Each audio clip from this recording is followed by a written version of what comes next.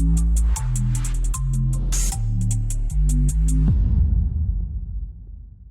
બજાર વિસ્તારની ઘટના રાજ્યભરની પોલીસ અસામાજિક તત્વો પર સતત કાર્યવાહી ચાલુ રાખી છે। ચોક બજાર પોલીસે 3 માથાભારે ઇસમોની ધરપકડ કરી। સુરત શહેરમાં દિવસ રાત પોલીસ દ્વારા ચલાવાતા અભિયાનો છતાં પણ કેટલાક રીઢા ગુનેગારો કાયદાને ગંભીરતાથી લઈ રહ્યા નથી।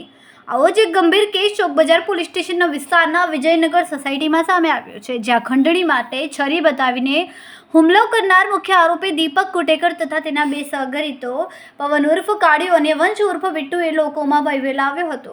ત્રણેય આરોપી સીસીટીવીમાં કેદ થયા હતા। આ વિસ્તારમાં રહેવા માટે ખંડણી માંગી રહ્યા ત્રણેય આરોપીની પોલીસે ધરપકડ કરી।